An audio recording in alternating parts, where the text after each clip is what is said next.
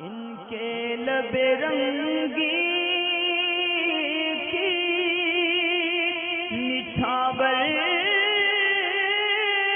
تھی کہ جس نے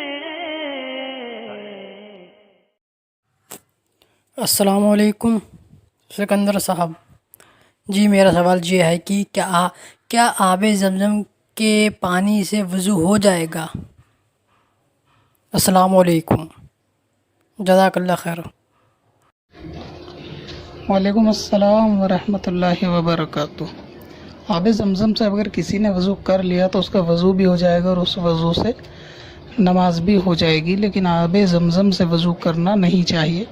برکت والا پانی ہے تو اس کا ادب احترام کرنا چاہیے۔ وضو کریں گے تو وہ زیادہ تعداد میں زمین پہ بھی گرے گا اور پھر وہ زمین کے ذریعے سے دوسری ناپاک جگہ پر بھی جائے گا، نالی وغیرہ کے ذریعے ہوتا ہوا، تو اسی لیے اس سے وضو نہیں کرنا چاہیے، یہ ادب نہیں ہے۔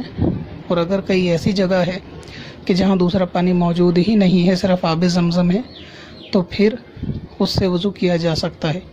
اور ایسی صورت میں اگر اس آب زمزم کو بھی بچانا چاہتا ہے تو وہ آب زمزم کو کسی اور کو تحفہ دے کر تیمم کر کے نماز پڑھ سکتا ہے، جبکہ یقین ہو کہ وہ واپس دے دے گا۔ ورنہ یہ کہ آب زمزم سے وضو کر کے نماز اگر پڑھ لے، پانی کی قلت کہیں پر ہو، نماز کی وقت کی بھی گنجائش نہ ہو اور پانی تلاشنے میں وقت لگے گا تو کر لینا چاہیے۔ اور جہاں پانی موجود ہو آسانی سے تو وہاں پھر اس سے وضو نہیں کرنا چاہیے۔ پتھر میں اصل لالے پرنوار